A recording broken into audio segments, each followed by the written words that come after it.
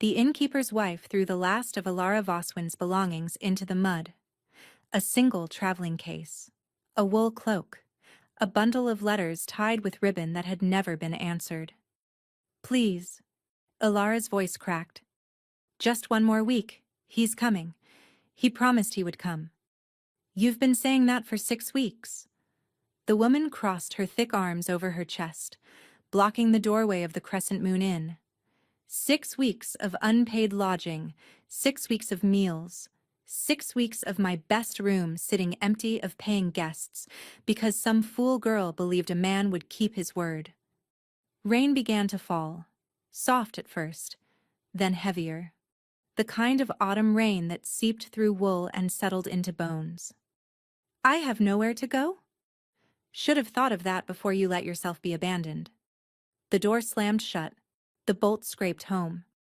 Alara stood in the courtyard, rain streaming down her face, and tried to remember how she had arrived at this moment. 6 weeks ago, she had been Alara Voswin of Millbrook House, the niece of Sir Osric Voswin. Not wealthy, but respectable. Not beautiful, but presentable. Not loved, but useful. Useful enough to sell. "Lord Hadrian Mercer has offered a generous settlement," her uncle had announced over breakfast, not bothering to look up from his newspaper. "The marriage will take place in 3 weeks. You'll travel ahead to meet him at his northern estate." "I've never heard of Lord Hadrian Mercer." "You don't need to hear of him. You need to marry him." Osric had finally raised his eyes, and Alara saw nothing in them but calculation. "He's wealthy, titled, and willing to overlook your lack of dowry in exchange for other considerations." "What considerations?" "None of your concern." She should have questioned more. She should have demanded answers.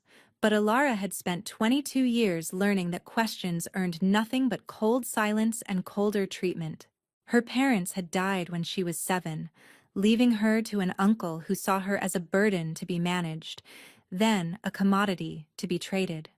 So she had packed her single case. She had written letters to an address she'd been given, introducing herself to her future husband. She had traveled 3 days north to the Crescent Moon Inn, where Lord Hadrian Mercer was supposed to meet her. He never came. The first week, she told herself he was delayed. The second week, she told herself there must be an emergency. The third week, she wrote to her uncle. No response. The fourth week, she wrote again. Silence. The fifth week, her money ran out. The sixth week, she understood. No one was coming. No one had ever intended to come. She had been sold to a man who didn't exist. Or worse, to a man who had taken whatever settlement her uncle had negotiated and simply walked away. Now Alara knelt in the mud, gathering her scattered belongings with numb fingers. The letters she had written, the ones that had never been answered, were already soaked through. The ink was bleeding, words dissolving into nothing, just like her. "There's a workhouse in Aldbury," the innkeeper's wife called through the window, 5 miles east. "They take women like you. Women like you. Discarded women, worthless women. Women foolish enough to believe promises made by men." Ilara clutched her case to her chest and walked. She didn't know where she was going. The road stretched in both directions, empty and gray. The rain fell harder. Her boots, already worn thin, offered no protection against the cold water pooling in the ruts. 1 mile passed, then 2. Her legs began to shake.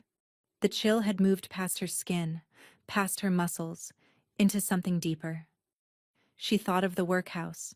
She thought of what happened to women there, the labor, the degradation, the slow erasure of everything that made a person human. She thought of just stopping, sitting down beside the road and letting the rain take her. Would anyone notice? Would anyone care? The sound of hooves broke through the downpour. Ilara turned, squinting through the rain. A black carriage was approaching, moving fast, pulled by 4 matched horses the color of midnight. It was the kind of carriage that belonged to someone powerful, someone who would never stop for a woman standing alone in the mud. But the carriage slowed. then stopped. The door opened and a man looked out. He was younger than she expected, perhaps 30, with dark hair, sharp cheekbones, and pale gray eyes that seemed to cut right through her. His clothes were impeccable. His expression was unreadable. "You're the woman from the inn," he said. It was not a question. Alara's heart lurched. "How do you know that?" "Because I've been looking for you." The stranger stepped down from the carriage, heedless of the rain soaking his expensive coat. "Get inside," he said. Ilara didn't move. "Who are you?" "Someone who can help you, or someone who can leave you here to die in the mud. Choose quickly. I'm not a patient man." Every instinct told her to refuse. She had trusted once already, trusted her uncle, and trusted the promise of a husband, and look where that had led her. But the alternative was the workhouse, or the road, or death. She climbed into the carriage. The interior was warm, lined with velvet the color of dark wine. A brazier glowed in the corner, filling the space with heat that made Alara's frozen fingers ache as feeling returned. She huddled on the seat, dripping rain onto cushions that probably cost more than everything she had ever owned. The man settled across from her, pulling the door shut. He rapped twice on the roof, and the carriage lurched forward. "My name is Lysander Ashcroft," he said, "Duke of Thornwood." A duke. She was sitting across from a duke, soaked and shivering and covered in mud. "Your Grace." The title came out rough, her throat raw from the cold. "Forgive my appearance, I don't care about your appearance." He cut her off, his gaze never leaving her face. "I care about how you came to be standing alone on a road in the middle of a rainstorm waiting for a husband who will never arrive." The words hit her like a slap. "You know about Lord Hadrian Mercer?"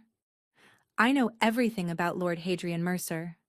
A shadow crossed his features, including the fact that he's not a lord, he's not wealthy, and the estate he promised you doesn't exist. The carriage seemed to tilt. "That's not possible. My uncle arranged everything. There were documents, contracts." "Forged. Mercer is a confidence man who specializes in desperate families with unmarried women. Your uncle paid him a settlement to take you off his hands. Mercer kept the money and vanished, leaving you stranded with no resources and no recourse." Alara pressed a hand to her stomach, fighting the urge to be sick. "This has happened before?" "At least 6 times that I know of. Possibly more." "Why do you know this? Why were you looking for me?" Lysander was quiet for a long moment. The rain drummed against the carriage roof. Outside, the world blurred past in shades of gray. "Because one of his victims was my cousin," he said finally. "She was 17 years old. Her family was impoverished but proud. When Mercer offered marriage, they thought she'd been saved." His jaw tightened. 6 months after he abandoned her, she walked into the river behind her family's house and didn't walk out.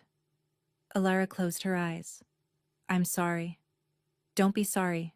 Be useful." The coldness in his voice made her flinch.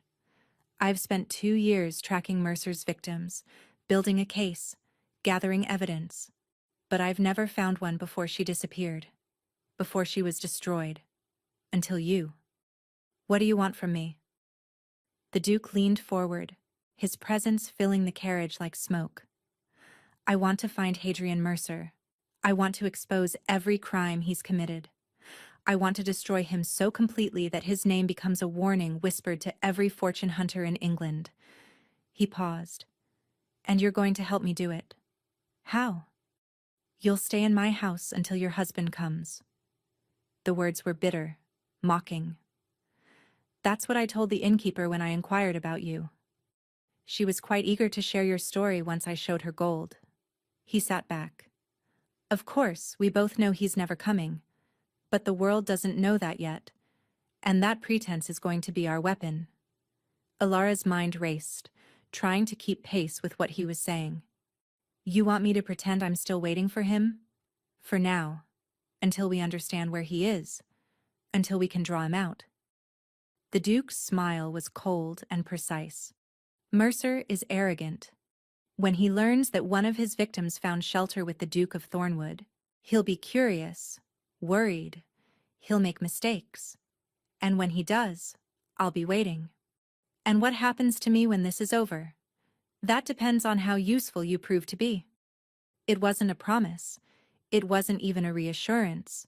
But it was more than anyone else had offered her. Where are you taking me? Thornwood Hall, my estate. You'll have rooms, food, and protection. His eyes held hers. You'll be safe there. I give you my word. Safe. Ilara had stopped believing in that word weeks ago. But what choice did she have? Thornwood Hall emerged from the mist like something out of a fever dream. It sat atop a hill overlooking a valley shrouded in autumn fog, a sprawling manor of dark stone and climbing ivy. Towers rose at each corner, their windows glinting in the fading light. The grounds stretched endlessly, wild gardens giving way to dense forests that seemed to press against the estate like something hungry. It's isolated, Ilara observed. That's the point. Lysander handed her down from the carriage. No one arrives at Thornwood without my knowledge. No one leaves without my permission. If Mercer tries to reach you here, I'll know. A threat and a comfort wrapped into one. The staff assembled in the entrance hall, faces curious but carefully blank. At their head stood a woman with silver hair pinned severely back and posture straight as a blade. Mrs. Holloway, the housekeeper. She surveyed Ilara with eyes that missed nothing. This is Miss Ilara Voswin, Lysander announced. She'll be staying indefinitely. She's to be treated as an honored guest. Her needs are to be met without question. Is that clear? Perfectly, Your Grace. Mrs. Holloway's voice gave away nothing. Welcome to Thornwood, Miss Voswin. I'll show you to your rooms. The rooms were in the east wing, far from the Duke's quarters. A sitting room with a fireplace. A bedroom with a four-poster bed draped in deep green velvet. A dressing room with empty wardrobes waiting to be filled. You'll find fresh clothes in the armoire, Mrs. Holloway said. The previous guest left them behind. I'll have a bath drawn. Dinner is at 8. His Grace will expect you. After she left, Ilara moved to the window. Below, the fog had swallowed the valley. She could see nothing beyond the immediate grounds. No roads, no other houses, no sign of the world she had left behind. She was completely alone, completely dependent, completely at the mercy of a man she had met 2 hours ago. But she was alive, and she was angry. That anger carried her through the bath, through dressing in a borrowed gown of dark blue silk, through descending the grand staircase to the dining room. It carried her to the table where Lysander waited, already seated, watching her approach with that unreadable gaze. You clean up well, he observed. You're not very good at compliments. I'm not trying to be. He gestured to the chair across from him. Sit, eat, then we'll talk. The meal was simple but excellent. Roast pheasant, vegetables, fresh bread, wine that probably cost more than a month's rent at the Crescent Moon. Ilara ate mechanically, barely tasting anything, her mind churning through everything she had learned. Finally, Lysander set down his fork. Ask your questions. How do you know Mercer won't simply disappear? If he learns I'm here, why wouldn't he just move on to his next victim? Because I won't let him. Lysander's voice was cold and certain. I have people watching his known associates. The moment he surfaces, I'll know. And more importantly, I have something he wants. What? You. Ilara's blood chilled. You're using me as bait. I'm using you as a lure. There's a difference. He leaned forward. Mercer is careful. He's avoided justice for years because he never leaves witnesses who can identify him. The women he discards are too ashamed to speak, too broken to fight. But you're not broken, Miss Voswin. I saw it in the road when you refused to collapse. I see it now in the way you're looking at me like you want to throw your wine in my face. She did want to. Very much. What makes you think I won't simply walk out of here? Take my chances on my own? You're welcome to try, but consider, you have no money, no family willing to help you, and no reputation left to protect. The world has decided you're a ruined woman, abandoned by a husband who never existed. You can spend the rest of your life trying to outrun that shadow. He paused. Or you can help me destroy the man who ruined you. Your choice. Alara stared at him. This cold, calculating duke who had pulled her from the mud and offered her shelter wrapped in strategy. If I do this, she said slowly, I want more than just safety. I want my name cleared. I want the world to know I was a victim, not a fool. That can be arranged. And I want to be part of it. Not just bait. Not just a lure sitting in your pretty cage waiting for the trap to spring. I want to help bring him down. His jaw tightened almost imperceptibly. Surprise? Respect? Both? You're negotiating terms while wearing borrowed clothes in a house where you're entirely dependent on my goodwill. His voice was soft. Most women in your position would simply be grateful. Gratitude hasn't served me well, neither has trust. I'd rather have a partnership. The silence stretched between them. The fire crackled. Outside, wind rattled the windows. Then Lysander smiled. It was small, cold, but real.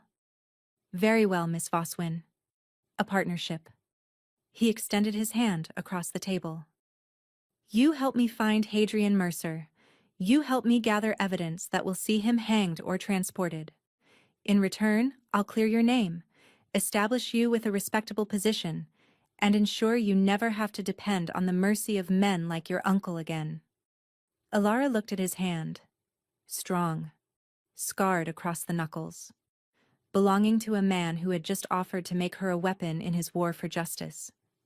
She had been sold by her uncle, abandoned by a phantom husband, cast out into the rain to die. Now she was being offered a chance to fight back. She took his hand. We have an agreement. His grip was firm, warm, and certain. Welcome to Thornwood, Miss Voswin. Rest well tonight. Tomorrow, your education begins. He released her hand and stood, walking toward the door. Your Grace, she called after him. He paused, looking back. What happens if Mercer doesn't take the bait? What happens if he never comes? Lysander's expression shifted, something almost vulnerable beneath the controlled surface. Then I'll find another way. I've been hunting him for 2 years. I won't stop until he pays for what he did. To my cousin. To you. To every woman he's destroyed. He opened the door. Get some sleep. You're going to need it. Then he was gone, leaving Alara alone with the fire and the weight of the choice she had just made. She walked to the window, staring out at the darkness beyond the glass. 6 weeks ago, she had been a naive girl who believed promises and trusted family. Now she was something else. A survivor. A witness. A weapon. She didn't know if she could trust Lysander Ashcroft. She didn't know if his plans would work. She didn't know if Hadrian Mercer would ever face justice. But she knew one thing with absolute certainty. She was done being a victim. Alara woke to silence. Not the comfortable silence of rest, but the heavy silence of isolation. No street noise. No voices from neighboring rooms. No reminder that the world beyond these walls existed at all. She dressed in another borrowed gown, this one the color of autumn leaves, and found her way downstairs. The manor seemed even larger in daylight, corridors branching in every direction, portraits of stern-faced ancestors watching her pass with painted disapproval. Mrs. Holloway intercepted her at the base of the main staircase. His Grace is in the West Wing. He's asked not to be disturbed before noon. The housekeeper's tone was polite but firm. Breakfast has been laid in the morning room. I'll show you. Does he always keep such late hours? His Grace keeps whatever hours his work requires. And what work is that? Mrs. Holloway paused, her expression unreadable. I think that's a question for His Grace, Miss Voswin. The morning room was small and bright, windows overlooking a garden gone wild with neglect. Ilara ate alone, listening to the tick of the mantel clock and the distant sound of servants moving through the house. After breakfast, she explored. The library first. 2 stories of books, floor to ceiling, with a rolling ladder and deep leather chairs positioned near the fireplace.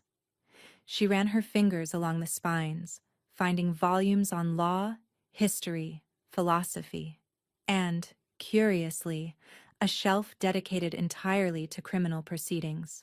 The music room next, where a pianoforte sat beneath a dust cover, untouched for years. Then a conservatory filled with dead plants.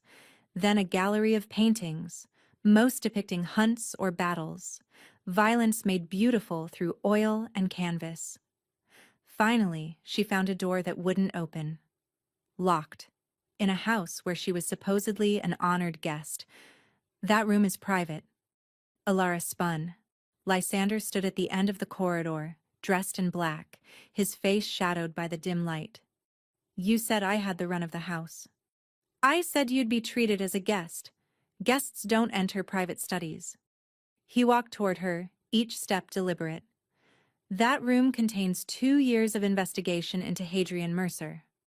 Documents, testimonies, financial records, everything I've gathered. Then why can't I see it?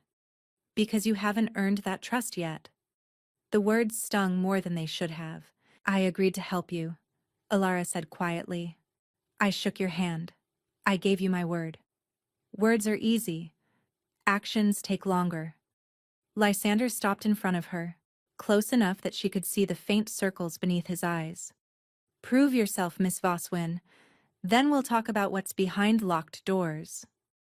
He walked past her without another word, disappearing around the corner. Ilara stared at the locked door for a long moment. Then she went to find Mrs. Holloway. Tell me about his cousin. Mrs. Holloway's hands stilled over the linen she was folding. They were in the upstairs sitting room, where Ilara had been summoned to discuss household matters, which seemed to mean learning Thornwood's rhythms and rules. Miss Cecily. The housekeeper's voice softened. She was bright, curious, too trusting for her own good. What happened to her? The Duke mentioned she walked into a river, but he didn't explain why. Because it's not my story to tell. Mrs. Holloway resumed folding. But I'll say this. Cecily believed in goodness. She believed people were kind at heart. When that man convinced her family he wanted to marry her, she was overjoyed.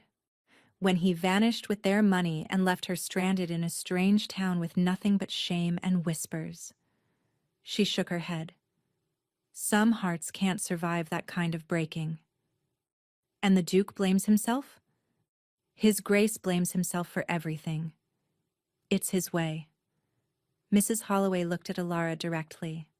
He searched for her, you know, the moment he learned she'd been abandoned.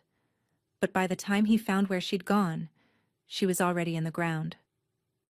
Ilara thought of Lysander's cold demeanor, his controlled voice, the way he moved through this enormous house like a man haunted by ghosts. He won't let that happen again, she said softly. No, he won't. Mrs. Holloway set down the last linen. Which is why he brought you here. You're his second chance, Miss Voswin. Don't waste it.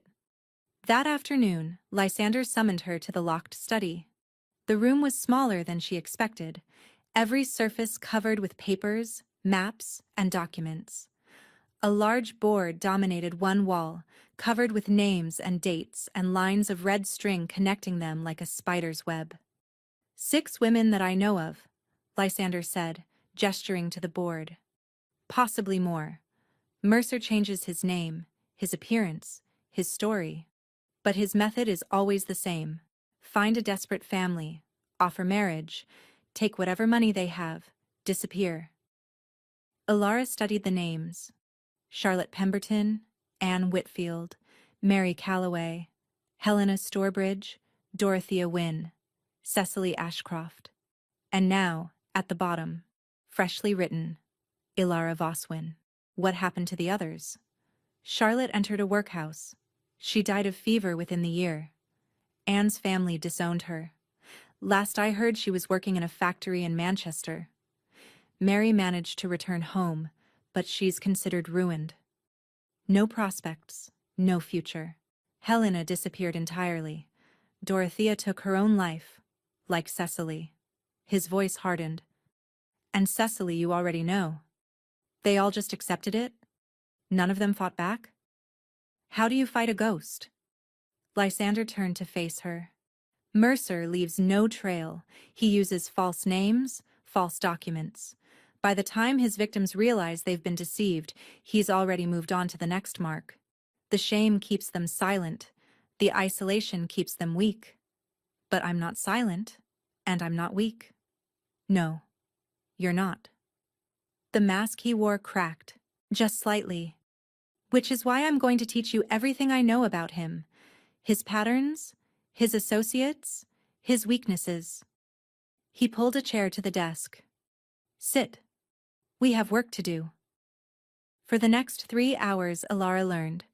She learned that Mercer preferred women between 18 and 25.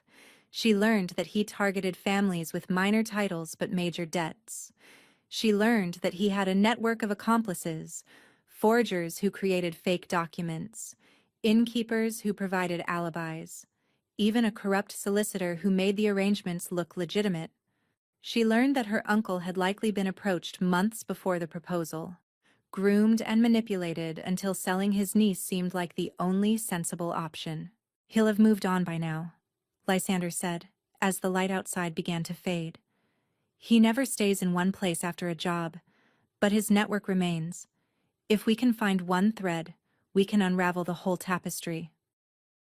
What thread do we have? Lysander pulled a letter from beneath a stack of papers. This arrived yesterday, from a contact in London. He handed it to her. Mercer has been seen in the city. He's using a new name, Lord Aldrich Vane. Ilara's heart stuttered. He's not hiding? He's hunting, looking for his next victim. Lysander's gaze hardened to steel. Which means we have a narrow window to find him before he destroys another woman's life. What do? We go to London. He took the letter back. There's a ball in 3 weeks. Lady Whitmore's autumn celebration. Everyone who matters will be there, including, if my sources are correct, Lord Aldrich Vane. You want me to attend a ball? I don't even know how to. You'll learn. Lysander stood. Starting tomorrow, you'll have tutors.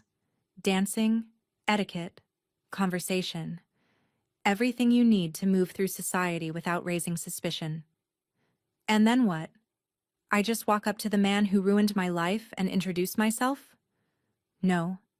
Lysander's smile was cold and sharp. You let him come to you. And when he does, we'll finally have him exactly where we want him. The tutors arrived the next morning, a dancing master from London, an etiquette instructor who had trained duchesses, a dressmaker with 3 assistants and enough fabric to clothe an army. Ilara had never worked so hard in her life. Chin up, shoulders back. A lady glides. She does not stomp. The fish fork is smaller. Always smaller. If you use the wrong one, you might as well announce you were raised in a barn. This color brings out your eyes. This one makes you look consumptive. We'll burn it immediately. By the end of the first week, Ilara could waltz without stepping on her own feet. By the end of the second, she could navigate a formal dinner without committing social suicide. By the end of the third, she could make polite conversation about absolutely nothing for hours at a time. But the hardest lessons came from Lysander himself. Every evening after the tutors departed, they would meet in his study. He would test her, playing the role of various society figures: the nosy dowager, the flirtatious rake, the suspicious hostess. Lord Aldrich Vane approaches you at the refreshment table, he said one night, circling her like a predator. He compliments your gown. What do you do? Thank him politely. Ask if he's enjoying the evening. He asks where you're from. How do you answer? I tell him I'm a guest of the Duke of Thornwood. I recently arrived from the country. He presses for details. Your family, your circumstances. I deflect. Ask about his own history. Men like him prefer talking about themselves. Lysander stopped circling. Good. And if he asks you to dance? I accept. It gives us time to talk, and it lets me assess him up close. And if he tries to arrange a private meeting? A walk in the garden, perhaps? Alara met his eyes. I decline gracefully. I tell him I'm not that kind of woman. You might have to be. His voice was flat. If we need information badly enough, then we'll find another way to get it. Alara lifted her chin. I agreed to help you catch him. I didn't agree to let him touch me. His expression shifted almost imperceptibly. Approval? Relief? Fair enough. He turned away, straightening papers on his desk. You're ready for a test. A real one. What kind of test? Lord and Lady Pembury are arriving tomorrow. They're old friends of my family. They think you're a distant relation I've taken under my protection. He glanced back at her. They're also inveterate gossips. If you can convince them you're a respectable young woman with nothing to hide, you can convince anyone. Alara's stomach tightened. And if I fail? You won't. His voice softened, just slightly. You've worked too hard to fail now. Lord and Lady Pembury arrived at noon the following day. They were exactly as Alara had imagined. Older, wealthy, dressed in the finest fashions, with sharp eyes that missed nothing, and sharper tongues that spared no one. So this is the mysterious house guest, Lady Pembury said, examining Alara like a horse at auction. Thornwood has been very secretive about you, my dear. People are beginning to talk. Let them talk. Alara smiled graciously. I find that gossip says more about those who spread it than those it concerns. Lord Pembury chuckled. She has spirit, Thornwood. Wherever did you find her? She found me, actually. Lysander's tone was casual, but Alara saw the tension in his shoulders. Her family and mine have connections going back generations. When she found herself in need of assistance, naturally I offered what I could. Naturally. Lady Pembury's eyes narrowed. And what sort of assistance does a young woman require from an unmarried duke? The question was a trap. Alara could feel it. The kind that comes with no expectations and no conditions, she said calmly. His grace has been nothing but honorable. I'm grateful for his protection during a difficult time. Difficult how? A family matter. I'd rather not discuss it. Alara let her voice tremble, just slightly. Suffice to say, I learned that not everyone who promises to care for you can be trusted. Lady Pembury's expression shifted. The suspicion gave way to something softer. Men can be terrible creatures, she said quietly, even the ones who seem respectable. Especially those. Alara met the older woman's eyes, which is why I'm so fortunate to have found genuine kindness in his grace. The rest of the visit passed smoothly. Alara navigated conversation, deflected intrusive questions, and performed the role of respectable young woman with a mysterious past. By the time the Pemburys departed, Lady Pembury had kissed her cheek and promised to introduce her to the right people in London. After their carriage disappeared down the drive, Lysander found Alara in the drawing room. You did well, he said. Lady Pembury believed me? Lady Pembury adores you. By tomorrow, she'll have told half of London about the charming young woman staying at Thornwood Hall. He paused. Which means Mercer will hear about you soon, if he hasn't already. The weight of that settled over Alara like a shroud. Good. She stood, smoothing her skirts. Let him hear. Let him wonder. You're not afraid? I'm terrified. She looked at Lysander directly. But I've learned that fear and courage can exist in the same breath. You taught me that. His gaze softened for a fraction of a second. Get some rest, he said quietly. We leave for London in 3 days. But before we go, there's something we need to discuss. What? Lysander hesitated, which was unlike him. Your protection in London will require more than my word. Society has rules about unmarried women living under the roof of unmarried men.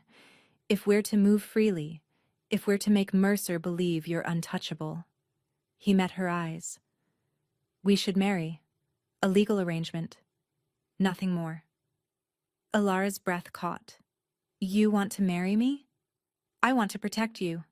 Marriage is the most effective way to do that. His voice was matter of fact, but she saw something else beneath the surface. As my wife, you become the Duchess of Thornwood. No one can question your presence. No one can touch you without going through me. And what do you get? A partner. A witness who can testify against Mercer without being dismissed as a ruined woman seeking attention. He stepped closer. This changes nothing between us. Separate rooms, separate lives, a strategic alliance, nothing more. Alara thought of the women on his board, the ones who had been destroyed because they had no protection, no status, no one to stand beside them. Very well, she said quietly. I'll marry you. The ceremony will be tomorrow. Small, private, just the vicar and 2 witnesses. Lysander extended his hand. Do we have an agreement? She took it. We have an agreement. London swallowed them whole. The city was chaos made manifest. Carriages jostling for position on crowded streets, vendors shouting their wares, soot-stained buildings rising like crooked teeth against a gray sky. After weeks in the isolation of Thornwood Hall, the noise was almost unbearable. Lysander's townhouse on Belgrave Square was smaller than the country estate, but no less imposing.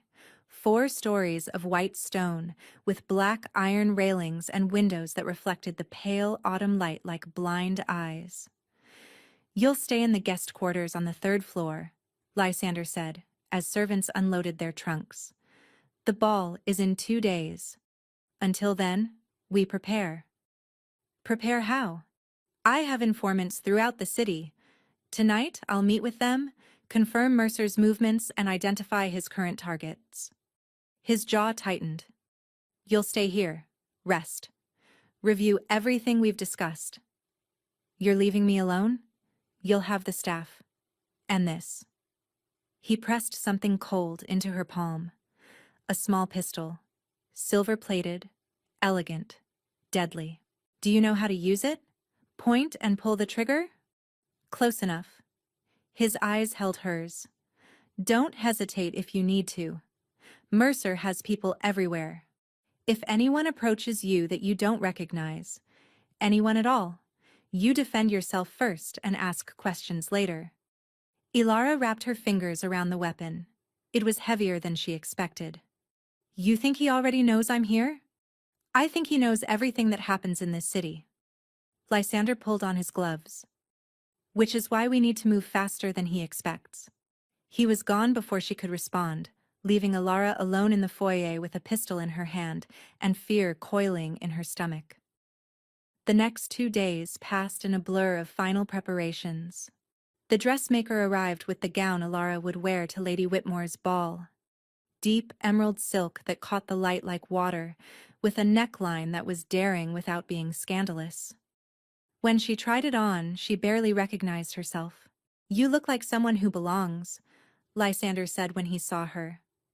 I feel like someone pretending. That's all any of us do. He circled her slowly, assessing. The emeralds at your throat are on loan from my family's collection. They'll mark you as someone under my protection. Anyone who matters will understand. And Mercer? We'll see a woman he thought he destroyed, standing in the most exclusive ballroom in London, wearing a fortune around her neck. Lysander's smile was cold. It will drive him mad with curiosity. Good. Alara touched the stones at her throat. Let him be curious. let him wonder how the woman he threw away became this. Lady Whitmore's ball was everything Alara had imagined and nothing she was prepared for. The ballroom blazed with candlelight, hundreds of flames reflected in mirrors and crystal, until the entire space seemed to glow. Silk rustled, jewels glittered. The cream of London society moved through the room like players on an elaborate stage. And somewhere among them was the man who had ruined her life. Lysander kept her close as they made their entrance, his hand warm at the small of her back. Whispers followed them like smoke. "Is that Thornwood? Who is that woman? I heard she's his wife. I heard she's a foreign princess." "Ignore them," Lysander murmured. "They'll say anything to fill the silence." But Alara wasn't listening to the whispers. She was scanning the crowd, searching for a face she had never seen but would somehow recognize. Then she found him. Across the ballroom, standing near the orchestra, was a man who matched every description she had memorized. Tall, fair-haired, handsome in a way that seemed almost theatrical. He was laughing at something his companion said, his smile bright and easy and completely false. Lord Aldrich Vane, Hadrian Mercer, the phantom husband who had never existed. "I see him," she breathed. Lysander's hand tightened at her back. "Remember the plan. Let him come to you. And if he doesn't, he will." Lysander's voice cut like a blade. "A man like him can't resist a mystery. And right now, you're the most mysterious woman in the room." Alara danced 3 times before Mercer approached. Once with Lysander, a formal waltz that drew every eye in the room. Once with Lord Pemberton, an elderly earl who talked endlessly about his hunting dogs. Once with a young viscount whose name she immediately forgot. She was standing near the refreshment table, catching her breath, when a voice spoke behind her. "Forgive me, but have we met?" Alara turned slowly, schooling her features into polite curiosity. Hadrian Mercer was even more handsome up close. Blue eyes, perfect teeth. The kind of face that made women trust and men underestimate. "I don't believe so," she said smoothly. "I'm certain I would remember." "And yet you seem so familiar." He tilted his head, studying her. "I'm Lord Aldrich Vane, and you are?" "Alara Ashcroft, Duchess of Thornwood." Something flickered in his eyes. Recognition? Alarm? Both were gone before she could be certain. "Thornwood. How interesting." His smile never wavered. "The Duke is famously selective about his companions. You must be quite remarkable." "I prefer to think I'm simply fortunate." "Fortune favors the bold, they say." He stepped closer. "Tell me, Your Grace, what brings you to London? The season doesn't properly begin for months." "Personal matters. I'd rather not bore you with the details." "I'm never bored by beautiful women." His voice dropped, intimate. "Dance with me. I promise to be a perfect gentleman." Every instinct screamed at her to refuse, to run, to put as much distance between herself and this monster as possible. Instead, she smiled. "One dance, but I warn you, I'm still learning." "Then I'll be gentle." He led her to the floor. The orchestra began a slower waltz. His hand found her waist, and it took everything Alara had not to recoil. "You're trembling," he observed. "The room is warm." "Is it?" His eyes searched her face. "Or is there something you're not telling me, Your Grace?" "We've only just met. There's quite a lot I'm not telling you." He laughed, delighted. "I knew you were interesting. Thornwood always did have excellent taste." They turned past a cluster of observers. Alara caught a glimpse of Lysander watching from the edge of the room, his expression murderous. "Tell me," Mercer continued, "how did you come to be the Duchess? It's quite the unusual match." "Is it? I understood marriages of convenience were quite common among the aristocracy." "Convenience?" Mercer's grip tightened slightly. "Is that what it is?" I've heard Thornwood has rather obsessive tendencies. Certain fixations he can't let go. What kind of fixations? Ghosts, mostly. People from his past he can't forget. His smile sharpened. I do hope you haven't gotten tangled up in anything unpleasant, Your Grace. The Duke's obsessions have a way of consuming everyone around him. The music ended. Alara stepped back, breaking his hold. Thank you for the dance, Lord Vane. The pleasure was mine. He caught her hand, pressing his lips to her gloved fingers. I do hope we'll meet again. I find myself quite fascinated by you. Perhaps we will. She walked away without looking back, her heart pounding so hard she could barely breathe. Lysander intercepted her near the terrace doors. Well? He suspects something. Alara kept her voice low. He mentioned your obsessions, your ghosts. He's testing you, trying to understand how much you know. He touched me. Her voice cracked. His hands were on me and I had to smile and pretend. I know. Lysander's hand found hers, hidden by the folds of her skirt. I know, and I'm sorry. But you did beautifully. He's hooked now. What happens next? Next, we make him desperate. Lysander's eyes blazed with cold fire. Come, there's someone you need to meet. Lysander led her through the crowd to a private anteroom where a woman waited alone. She was young, perhaps 19, with auburn hair and eyes that had seen too much. Her gown was fine but worn, her posture rigid with barely contained terror. Your Grace, this is Miss Catherine Hale. Lysander closed the door. Until 6 months ago, she was engaged to Lord Aldrich Vane. Alara's breath caught. Another victim? My father gave him £400. Catherine's voice was hollow. Everything we had. He promised to take me to his estate in Yorkshire. He promised we'd be married within the month. She laughed bitterly. There is no estate. There was never going to be a marriage. How did you escape? I didn't escape. I was discarded. Catherine's hands twisted in her lap. When he learned my father had discovered his fraud and was threatening to go to the magistrates, he vanished. Left me stranded in a coaching inn 50 miles from home with nothing but the clothes on my back. What happened to your father? Catherine's face crumpled. He died. The shame, the financial ruin. His heart gave out 2 months later. Alara crossed the room, taking Catherine's hands in her own. I'm so sorry. Don't be sorry. Help me destroy him. Catherine's eyes blazed. When His Grace found me, I thought he was just another man who wanted to use me, but he's given me something better than charity. He's given me a chance to fight. She's going to testify, Lysander said quietly. When the time comes, she'll stand before society and tell them exactly what Mercer did to her. But her reputation, my reputation is already gone.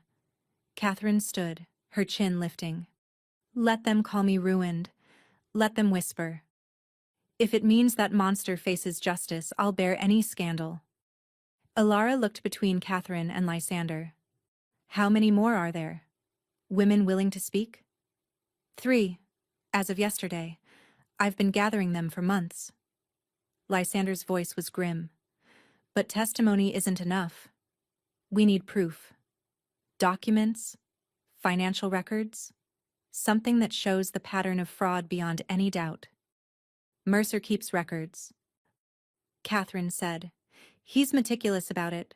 I saw him writing in a ledger once, documenting every payment, every mark, and every scheme. Where does he keep it? I don't know, but I know someone who might.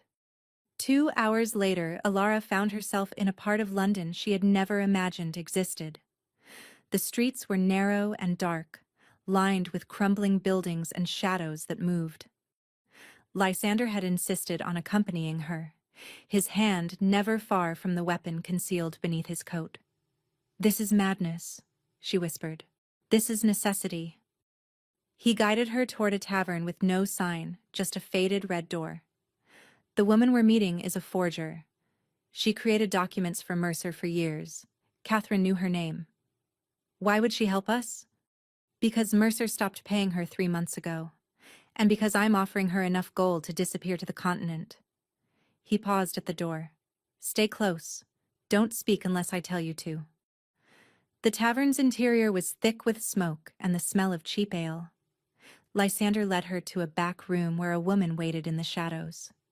She was older than Alara expected, with gray-streaked hair and clever eyes that darted between them like a bird's. "You're Thornwood," the woman said. "I've heard of you." "And you're Mrs. Pritchard. I've heard of you too." "Then you know I don't work for free." She held out her hand, palm up. Lysander dropped a heavy purse into it. "Half now. Half when you give me what I need." Mrs. Pritchard weighed the purse, then nodded. "What do you want to know?"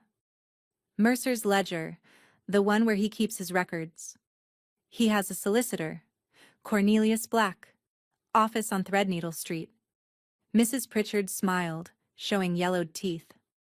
"Mercer doesn't trust anyone, but he trusts Black less than most, so he keeps the ledger there, locked in a safe, where Black can't access it without him present." "How do we get to it?" "You don't. That safe is impenetrable." Mrs. Pritchard leaned forward. "But there's a copy." "Mercer's not stupid. He knows Blackie might betray him someday, so he keeps a duplicate somewhere else. Somewhere personal." "Where?" "His current lodgings. A townhouse on Curzon Street." Mrs. Pritchard's eyes glittered. "He keeps it in his bedchamber, behind a painting of a hunting scene." Lysander straightened. "You're certain?" "I helped him choose the hiding spot. He thought it was clever." She laughed. "It's not." They left the tavern with information that could destroy Hadrian Mercer once and for all. But as they walked back toward the carriage, a figure stepped out of the shadows. Alara's heart stopped. It was Mercer. "Good evening, Your Grace." His smile was razor-sharp. "Or should I call you Miss Voswin? After all, that was your name when we were engaged." Lysander moved between them instantly. "Stay away from her." "Or what? You'll challenge me to a duel?" Mercer laughed. "Please. I know exactly what you're doing, Thornwood. Gathering your little army of ruined women, searching for evidence that doesn't exist." He stepped closer. "But here's what you don't understand. I've been doing this for 10 years.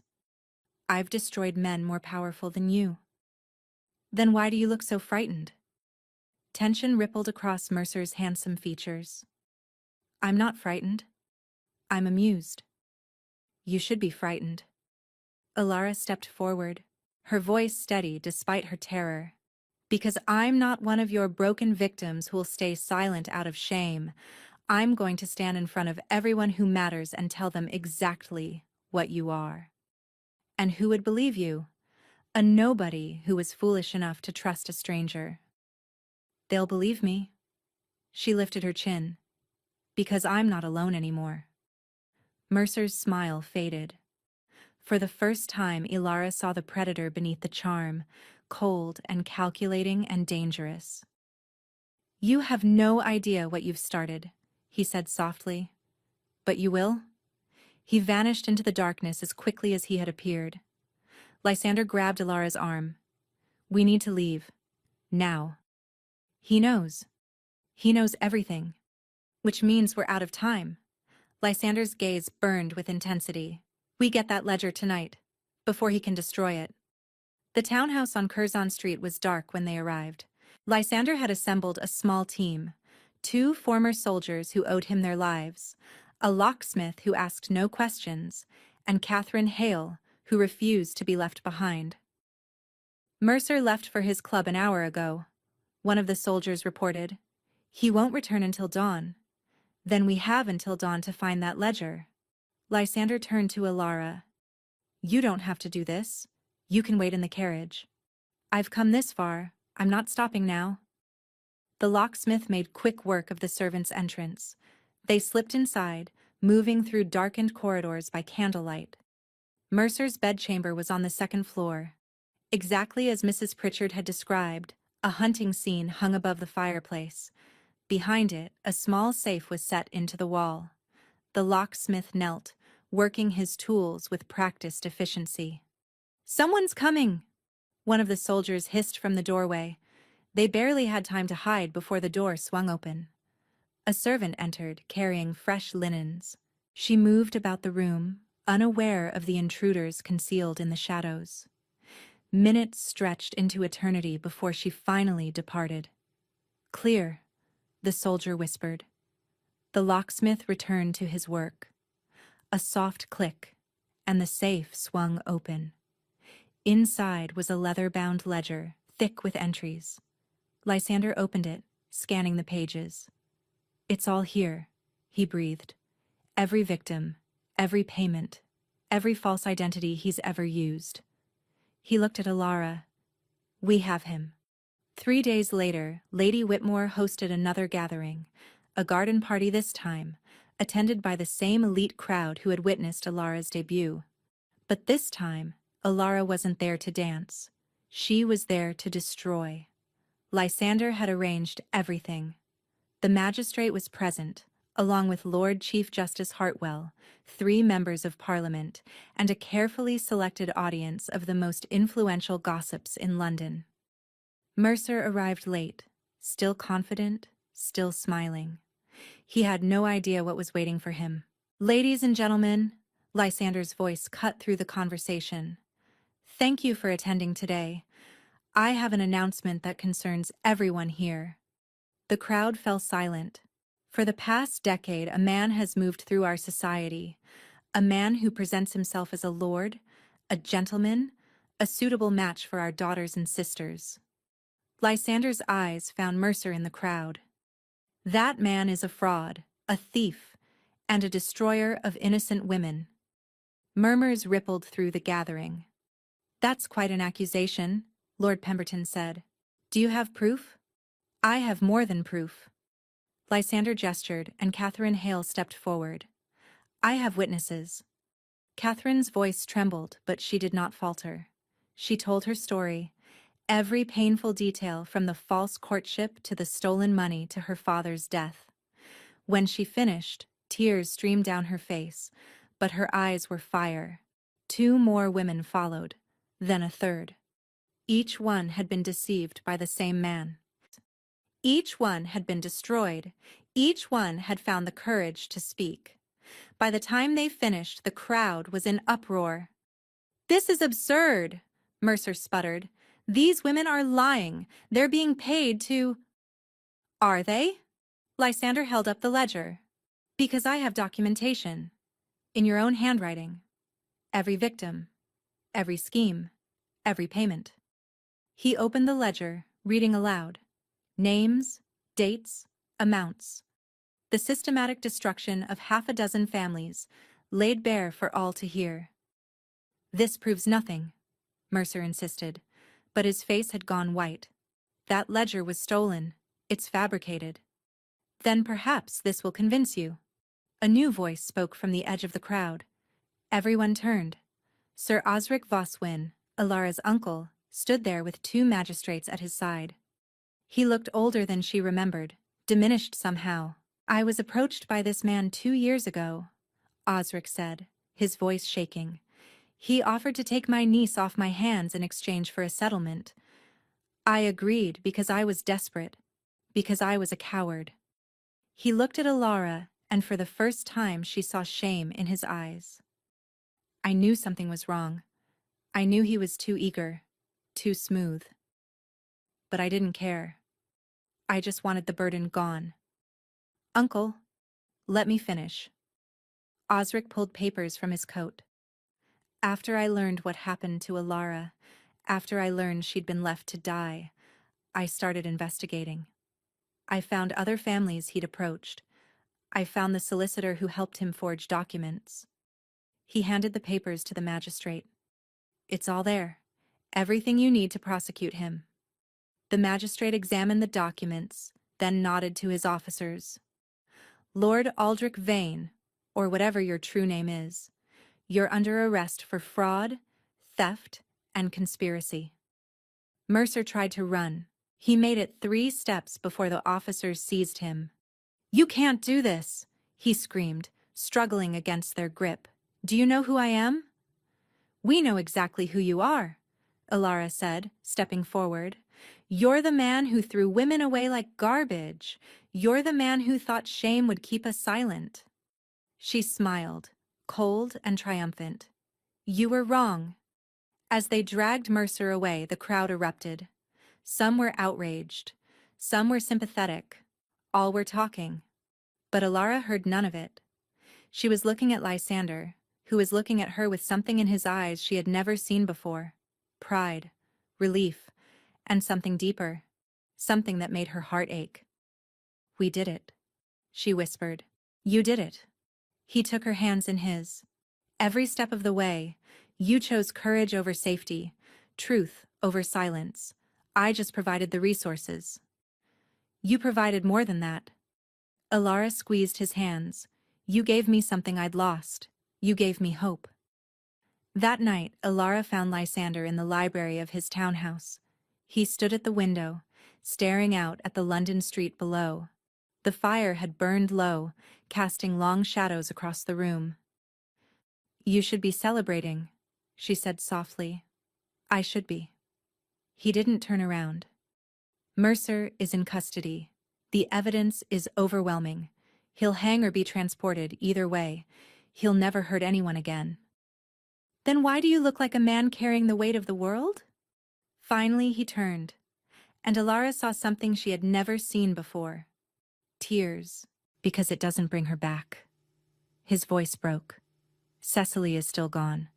All those years of hunting him, all that planning and scheming, and she's still dead." Alara crossed the room until she stood close enough to touch him. "No, it doesn't bring her back. But it honors her memory. It protects the women who might have been next." She reached up, touching his face. "That matters, Lysander. That matters more than you know. When did you start calling me by my name?" "When I stopped being afraid of you." Something in him seemed to release. The walls he kept around himself cracked, then crumbled. "I wasn't supposed to feel this," he said roughly. "You were supposed to be a means to an end, a witness, a weapon. And what am I now?" He cupped her face in his hands, his thumbs brushing away tears she hadn't realized she was shedding. "Everything." His voice was raw. "You're everything I didn't know I needed, and I don't know how to exist without you anymore." "Then don't." Ilara's heart was pounding. "Don't exist without me." "Ilara, I'm not a good man. I'm obsessive and cold, and I've spent years caring about nothing but revenge. I don't need a good man." She gripped his coat, pulling him closer. "I need someone who sees me, someone who fights beside me, someone who chose me when everyone else threw me away. I will always choose you." His forehead pressed against hers. "Always." "Then say it." Her voice trembled. "Tell me this is real. I love you." The words came out broken, desperate and true. "I love you, and I'm terrified, and I don't deserve you. But I can't pretend anymore." Alara kissed him. It wasn't gentle. It was years of loneliness and weeks of fear and the overwhelming relief of finally being home. His arms wrapped around her, pulling her close, and she felt something inside her heal that she hadn't known was broken. When they finally pulled apart, breathless and shaking, Lysander laughed. It was a real laugh, warm and surprised and utterly human. "I don't know how to do this," he admitted. "I've never loved anyone before. Neither have I." Alara smiled. "We'll figure it out together." 6 months later, Alara stood in the garden at Thornwood Hall, watching spring sunlight dance across the newly planted flowers. The manor had changed. Windows that had been shuttered for years stood open. The conservatory bloomed with life. Laughter echoed through corridors that had known only silence. But the greatest change was in the East Wing, where Alara had established the Thornwood Women's Refuge.